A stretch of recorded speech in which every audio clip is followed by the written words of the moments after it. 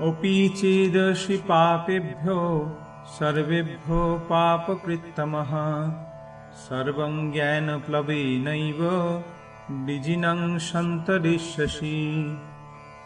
পাপী হতে পাপী যদি হয়ে থাকো তুমি, তথাপি জ্ঞানের পোতে তরিবে আপনি।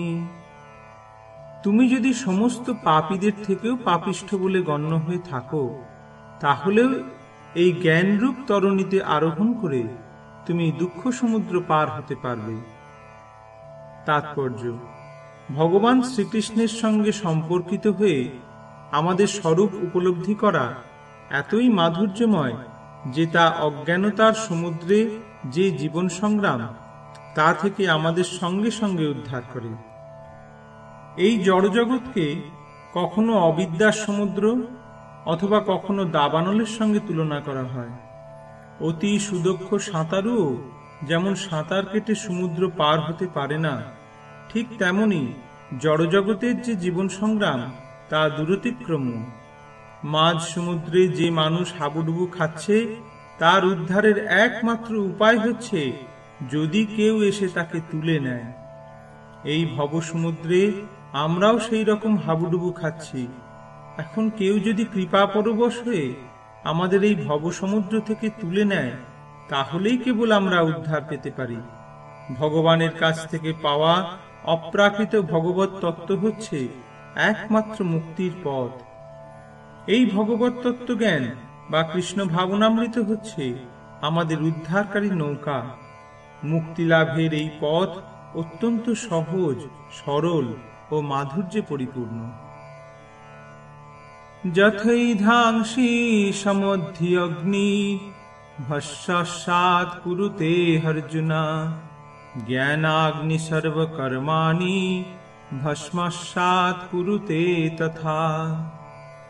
প্রবল অগ্নিতে যথা কাষ্ঠ ভস্মসাৎ, জ্ঞানাগ্নি জ্বলিলে পাপ সকল নিপাত। অতএব জ্ঞান তুল্য নাহি সে পবিত্র, তাহা নহে জড় জ্ঞান লাভ যত্র তত্র।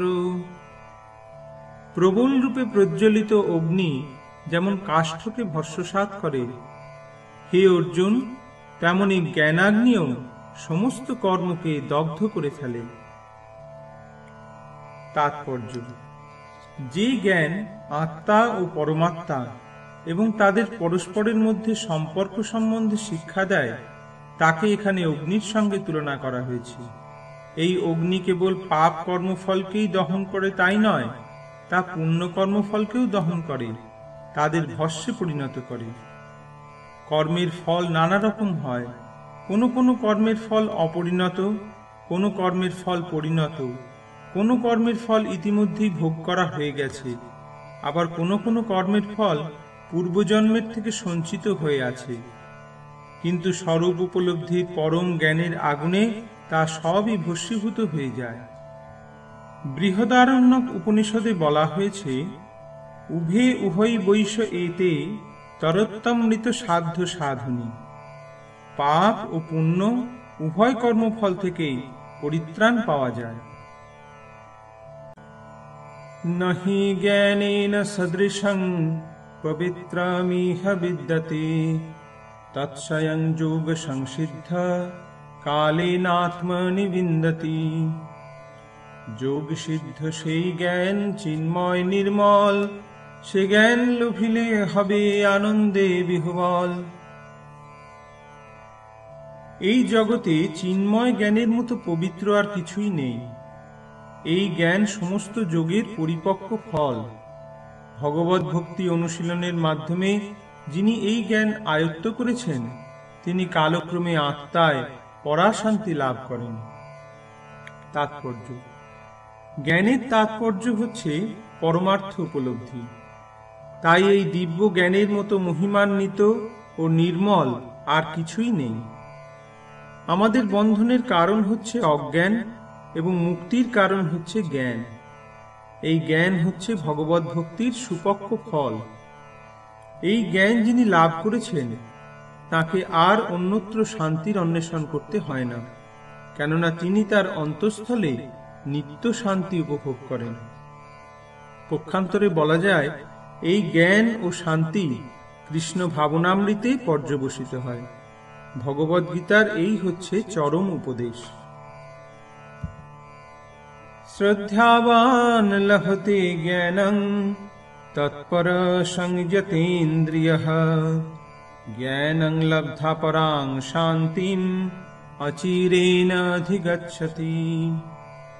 শ্রদ্ধাবান যেই হয় লভে সেই জ্ঞান, সংযত ইন্দ্রিয় যার তৎপর সে হন। সে জ্ঞান লোভিলে শান্তি অচিরাৎ পায়, সংসারের যত ক্লেশ সব মিটে যায়। সংযতেন্দ্রিয় ও তৎপর হয়ে চিন্ময় তত্ত্বজ্ঞানে শ্রদ্ধাবান ব্যক্তি এই জ্ঞান লাভ করেন। সেই দিব্য জ্ঞান লাভ করে তিনি অচিরেই পরাশান্তি প্রাপ্ত হন। তাৎপর্য: যিনি সুদৃঢ় বিশ্বাসে ভগবান শ্রীকৃষ্ণের প্রতি শ্রদ্ধাবান, তিনিই কেবল কৃষ্ণ ভাবনামৃতের এই জ্ঞান লাভ করতে পারেন। শ্রদ্ধাবান তাকেই বলা হয় যিনি বিশ্বাস করেন যে কৃষ্ণ ভক্তি সাধন করলে সমস্ত কর্ম সুসম্পন্ন হয়। ভগবত ভক্তি সাধন করলে জীবনের পরমার্থ সাধিত হয়। সুদৃঢ় বিশ্বাসের সঙ্গে ভগবানের সেবা সম্পাদন এবং হরে কৃষ্ণ কৃষ্ণ কৃষ্ণ হরে হরে, হরে রাম রাম রাম হরে হরে এই মহামন্ত্র কীর্তন করার ফলে অন্তর সব রকমের জড় কলুষ থেকে মুক্ত হয় এবং তখন হৃদয়ে এই শ্রদ্ধার উদয় হয়। এছাড়া ভগবত ভক্তি অনুশীলন করার সময় আমাদের ইন্দ্রিয় সংযম করতে হয়। যিনি ইন্দ্রিয়ের বেগগুলিকে সংযত করে সুদৃঢ় বিশ্বাসের সঙ্গে শ্রীকৃষ্ণের সেবা করেন, তিনি অচিরেই কৃষ্ণ ভাবনামৃতের পূর্ণ জ্ঞান লাভ করে সিদ্ধিপ্রাপ্ত হন।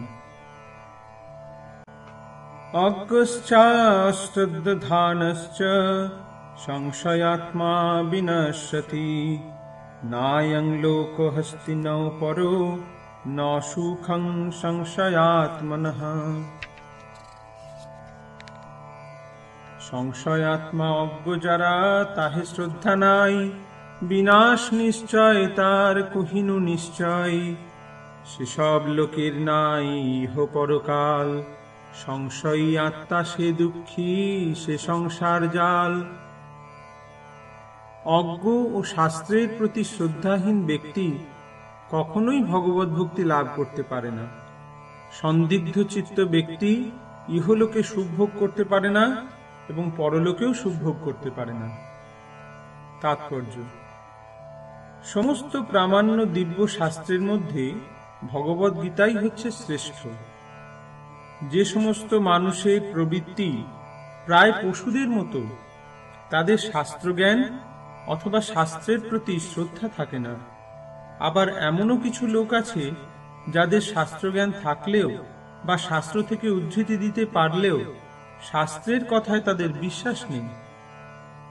শাস্ত্র থেকে বিভিন্ন শ্লোক উদ্ধৃতি করে এরা নানা রকম যুক্তিতর্কের অবতারণা করতে পারে, কিন্তু শাস্ত্রের প্রতি তাদের মোটেই বিশ্বাস নেই। আবার আর এক ধরনের মানুষ আছে যাদের ভগবত গীতার প্রতি বিশ্বাস থাকলেও তারা বিশ্বাস করে না যে ভগবান শ্রীকৃষ্ণই হচ্ছেন পরমেশ্বর, তাই তারা তাঁর আরাধনা করে না। এই ধরনের মানুষদের মনে কৃষ্ণ ভাবনার উদয় হয় না, তারা অধঃপতিত হয়। এদের মধ্যে যাদের মোটেই বিশ্বাস নেই এবং যারা এই শাস্ত্রোক্ত বিষয় সম্বন্ধে সন্দিহান, তারা তাদের পারমার্থিক জীবনে কোনো রকম উন্নতি লাভ করতে পারে না। ভগবান এবং তাঁর শ্রীমুখ নিঃসৃত বাণীর প্রতি যাদের শ্রদ্ধা নেই, তারা কখনোই ভগবত তত্ত্বজ্ঞান লাভ করতে পারে না। তাই শ্রদ্ধা সহকারে শাস্ত্র সিদ্ধান্তের অনুগমন করে পরম জ্ঞান লাভ করাই হচ্ছে প্রতিটি মানুষের কর্তব্য। পারমার্থিক উপলব্ধির অপ্রাকৃত স্তরে উন্নীত হতে এই জ্ঞানই সাহায্য করবে। পক্ষান্তরে সন্দিগ্ধ চিত্ত মানুষদের পক্ষে পারমার্থিক মুক্তির কোনো মর্যাদা লাভ সম্ভব নয়। তাই প্রতিটি মানুষেরই কর্তব্য হচ্ছে গুরু পরম্পরায় যে সমস্ত মহান আচার্য আছেন তাঁদের পদাঙ্ক অনুসরণ করে সাফল্য লাভ করা। যোগ সংন্যস্ত কর্মাণাং জ্ঞান সংচ্ছিন্ন সংশয়ম আত্মবন্তং ন কর্মাণি নিবধ্নন্তি ধনঞ্জয়। অতএব যোগ দ্বারা কর্মবিহীন, জ্ঞান লাভ দ্বারা হয় সংশয় বিলীন। আত্মবান জ্ঞানবান কর্ম হতে মুক্ত, হে ধনঞ্জয় তুমি সেই হও নিত্য মুক্ত। অতএব হে ধনঞ্জয়, যিনি নিষ্কাম কর্মযোগের দ্বারা কর্মত্যাগ করেন, জ্ঞানের দ্বারা সংশয় নাশ করেন এবং আত্মার চিন্ময় স্বরূপ অবগত হন, তাকে কোনো কর্মই আবদ্ধ করতে পারে না। তাৎপর্য: পরমেশ্বর ভগবান শ্রীকৃষ্ণের মুখনিসৃত গীতার জ্ঞানকে যিনি অনুসরণ করেন, এই দিব্য জ্ঞানের প্রভাবে তাঁর অন্তরের সমস্ত সংশয় বিদূরিত হয়। ভগবানের অবিচ্ছেদ্য অংশরূপে সম্পূর্ণরূপে কৃষ্ণ ভাবনায় ভাবিত হবার ফলে তিনি ইতিমধ্যেই আত্মজ্ঞানে অধিষ্ঠিত। তাই তিনি নিঃসন্দেহে সমস্ত কর্মবন্ধন থেকে মুক্ত। তস্মাৎ জ্ঞান সম্ভূতং হৃৎস্থং জ্ঞানাশিনাত্মনঃ চিত্ত্বৈনং সংশয়ং যোগম আতিষ্ঠুত্তিষ্ঠ ভারত। অজ্ঞান সম্ভূত মোহ জ্ঞানসি দ্বারা হৃদয় উদয় সব হইয়াছে যারা। এই সব ছিন্ন করি জাগিয়া উঠিবে, হে ভারত জগৎতিষ্ঠ হও এ সংসারে। অতএব হে ভারত, তোমার হৃদয়ে যে অজ্ঞান প্রসূত সংশয়ের উদয় হয়েছে, তা জ্ঞানরূপ খড়গের দ্বারা ছিন্ন করো। যোগাশ্রয় করে যুদ্ধ করার জন্য উঠে দাঁড়াও। তাৎপর্য: এই অধ্যায়ে যে যোগমার্গের উপদেশ দেওয়া হয়েছে তাকে বলা হয় সনাতন যোগ, অর্থাৎ জীবের উপযোগী শাশ্বত কার্যকলাপ। এই যোগে দুই রকম যজ্ঞ অনুষ্ঠান সাধিত হয়। তার একটি হচ্ছে দ্রব্যযজ্ঞ, অর্থাৎ সব রকম জড় বিষয়কে উৎসর্গ করা, এবং অন্যটি হচ্ছে আত্মজ্ঞান যজ্ঞ, যা সম্পূর্ণরূপে শুদ্ধ পারমার্থিক কর্ম। দ্রব্যময় যজ্ঞ যদি পারমার্থিক উদ্দেশ্যে সাধিত না হয়, তবে তা জড়জাগতিক কর্মে পর্যবসিত হয়। কিন্তু এই যজ্ঞ যদি পরমার্থ সাধন করার জন্য, অর্থাৎ কৃষ্ণ ভাবনায় ভাবিত হয়ে সাধিত হয়, তবে তা সর্বাঙ্গীন পূর্ণতা প্রাপ্ত হয়। পারমার্থিক কর্ম দুটি ভাগে বিভক্ত: নিজের স্বরূপকে উপলব্ধি করা এবং পরম পুরুষোত্তম ভগবানের প্রকৃত তত্ত্ব উপলব্ধি করা। ভগবদ্গীতার যথার্থ জ্ঞান লাভ করলে এই দুটি তত্ত্বকেই অনায়াসে উপলব্ধি করা যায়। তখন অনায়াসে উপলব্ধি করা যায় যে জীবাত্মা হচ্ছে ভগবানের অবিচ্ছেদ্য অংশ। এই প্রকার উপলব্ধি পরম মঙ্গলময়, কারণ এই জ্ঞানের প্রভাবে ভগবানের দিব্য লীলার তত্ত্ব সহজেই বুঝতে পারা যায়। এই অধ্যায়ের প্রথমেই ভগবান নিজেই তাঁর অপ্রাকৃত কার্যকলাপের কথা বর্ণনা করেছেন।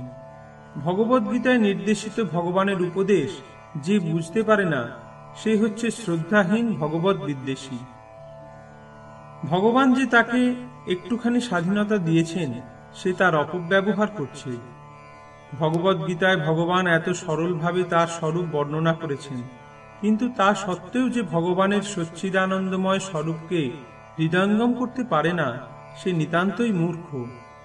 কৃষ্ণ ভাবনামৃতের সিদ্ধান্ত হৃদয়ঙ্গম করলে ধীরে ধীরে অজ্ঞানতা দূর হয়। দেবযজ্ঞ, ব্রহ্মযজ্ঞ, ব্রহ্মচর্য যজ্ঞ, গার্হস্থ্য পালনরূপ যজ্ঞ, ইন্দ্রিয় নিগ্রহ যজ্ঞ, যোগাভ্যাস যজ্ঞ, তপযজ্ঞ, দ্রব্যযজ্ঞ ও স্বাধ্যায় যজ্ঞের অনুষ্ঠানের দ্বারা এবং বর্ণাশ্রম ধর্ম আচরণের দ্বারা অন্তরে কৃষ্ণ ভাবনামৃতের বিকাশ হয়। এই সব কয়টি বলা হয় যজ্ঞ, এবং সব কয়টি ক্রিয়াই নিয়ন্ত্রিত কর্মের ভিত্তির ওপর প্রতিষ্ঠিত। কিন্তু এই সমস্ত ক্রিয়ার মুখ্য উদ্দেশ্য হচ্ছে আত্মতত্ত্ব উপলব্ধি। এই উদ্দেশ্যকে যিনি অনুসন্ধান করেন, তিনি হচ্ছেন ভগবদ্গীতার যথার্থ শিষ্য। কিন্তু শ্রীকৃষ্ণের পরমেশ্বরত্ব সম্বন্ধে যার মনে সংশয় আছে, সে অধঃপতিত হয়। তাই উপদেশ দেওয়া হয়েছে, যথার্থ সদ্গুরু শ্রীচরণে আত্মসমর্পণ করে তাঁর সেবায় নিয়োজিত হয়ে তাঁর কাছ থেকে ভগবদ্গীতা বা অন্য শাস্ত্রগ্রন্থ শিক্ষালাভ করা উচিত।